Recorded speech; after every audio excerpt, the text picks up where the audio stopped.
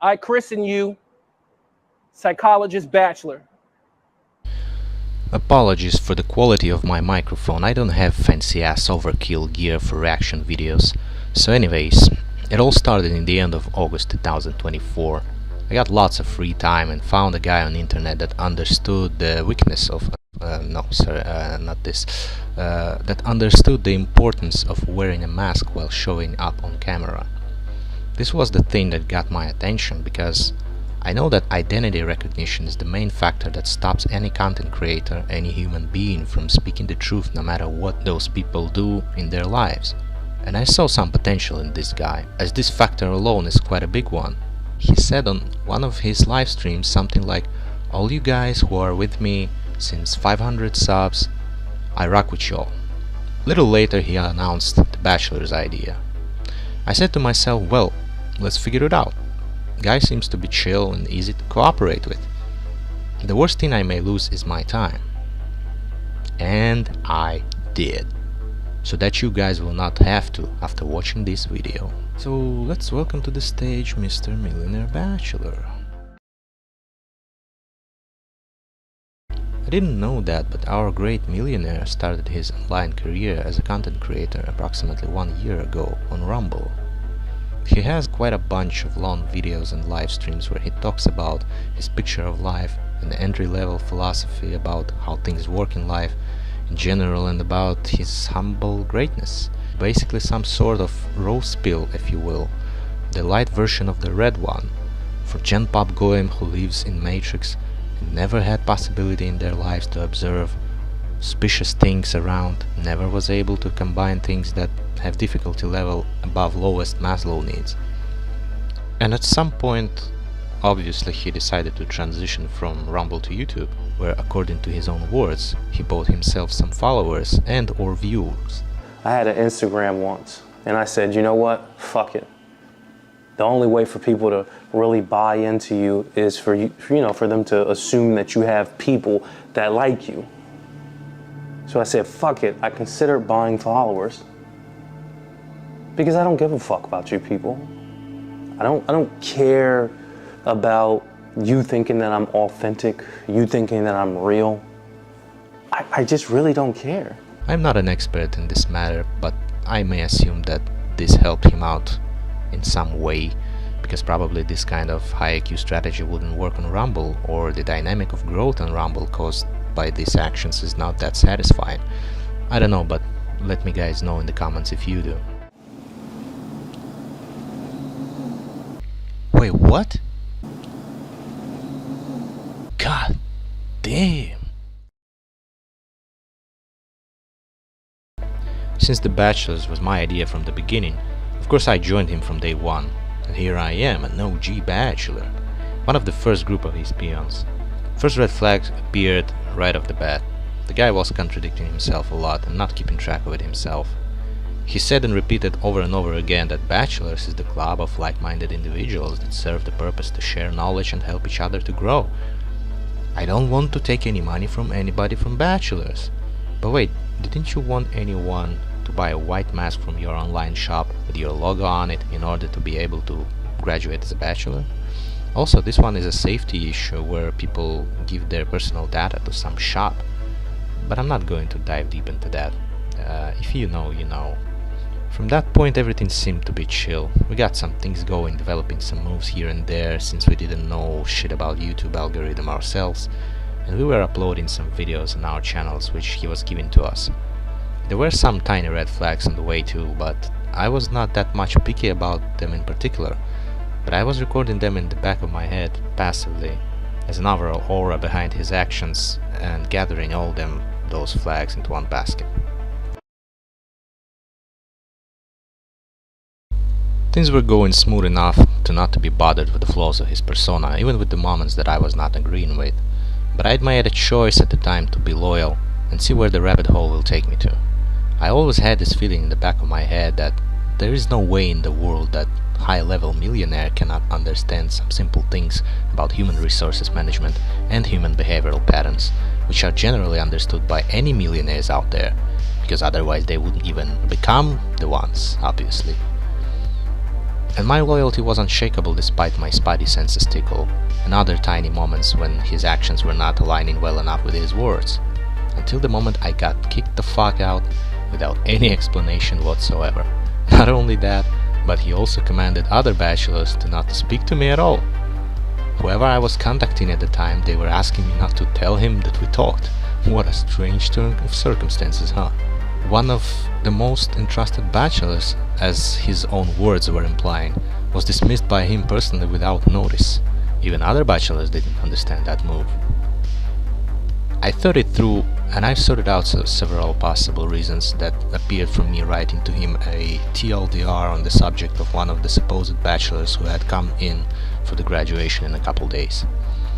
Also, I've provided him reasonable critique of his recent actions at the time and in general, and suggested my vision of betterment of things around the latest moves. Long story short, I was doing interviews with the bachelors, and the upper mentioned guy introduced himself well, said that he was from Hollywood, he offered his skills and experience, told about his life so we could check his background and see that he's legit. But as MB later said himself, the guy wanted some money for his time and efforts, and this for some reasons pissed MB off. And this got me very suspicious, in addition to what I already knew about his treatment of people in general and his understanding of management. Keep in mind, it all happened after he allegedly spent 30 grand on billboards just to show off to Andrew Wilson. My moral issue here is that at this point I saw the breaking point in ideology, in addition to other things that I knew about his treatment of other bachelors and being shady about further moves in general. Even though I cannot confirm that this is the truth about those billboards, and that the billboards were bought by him, let me know in the comments below if anyone saw a single one in Muskegon or how many did you see in total. I'm curious about it. And the reason why I'm not sure is because whatever proofs he ever shown to bachelors, they always lacked data to confirm their authenticity and looked like fast-made fake news that anybody could make while playing with data and editors. After this moment, all my loyalty vanished, and I got my confirmation that I needed. The guy is a fraudster who uses other people's skills and knowledge for free in order to boost himself up, constantly saying that it's not only about Millionaire Bachelor, it's about you guys. Repeat the lies enough times so that those who listen will get tired and accept it as a truth. Yeah, we all know this technique, right? It was time to act. Most of the curious people probably already know who exactly this guy is, but I kept myself loyal and didn't want to possess any info that I don't necessarily need. So at this point I went to do my due diligence and simply googled the song named Starlife by Kendrick Lamar. Oops! There's our shady Batman Joker type of motherfucker right there, named Lyndon Charles. If you guys found it already by yourself, you are free to skip this segment right to the part 4. I will leave any judgment of further shown content for viewers. You guys decide for yourself what you see and what you hear. I don't know if you recall what you said to me. One day you said, well, I can't say what the name is, but you said Millionaire Bachelor. I don't know if you recall what you said to me. One day you said, I'm home. Mommy, your crib with your bitch. Oh, nigga, don't trip. Oh, nigga, don't trip.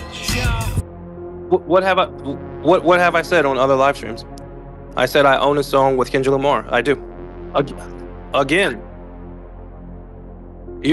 So here's the thing. Between me and you, no.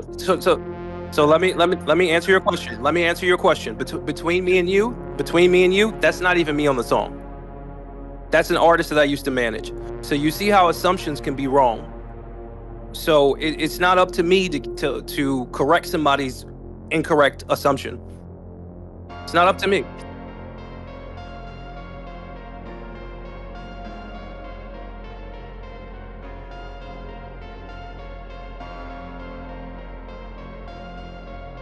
Yes, and I responded and I told you what the truth is. The truth is I started a record label when I left college and I had an artist. So outside of that, there's nothing else for me to say. You know, I can't magically go back in time and take him out of the studio and put me in the studio. I can't do that. But I do own the rights to the song. Now, that's what makes me an asshole, because I have a chess piece inside of my fucking garden, because I have a bird bath, basketball court, beautiful trees, paintings on the side of my house, a fucking a humidor, a giant fucking tree, a fucking Juliet balconies all around my house. That's what makes me an asshole? No, what makes me an asshole in your eyes is the fact that you're not able to achieve it, and that's fine. Yeah, but I'm not worried about that, because that's going to lead them down the wrong path, and that's what we want anyway. Like, so I don't worry about that kind of stuff, because I've already thought about it. You know, you look it up, you're like, oh, I assume this is you. It's not me. Okay, next.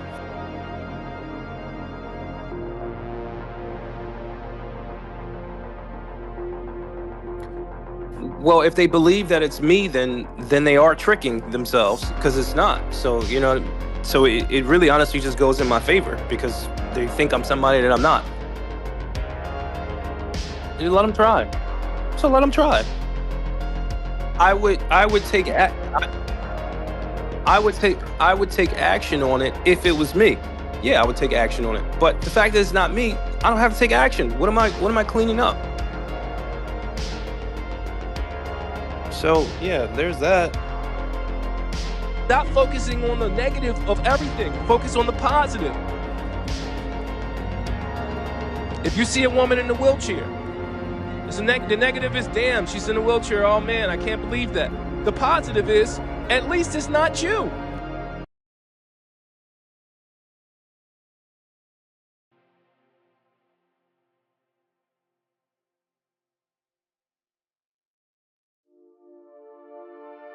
We want to let you know that we have a artist in the building, and his name is Lynn Charles. Lynn Charles, step up to the mic. But before I can talk to Lynn Charles, we have to do something called a PSA. Now, Lynn Charles, you're new to the show, right? Right. Say hi to the world, Lynn Charles. How you doing? How's everybody doing?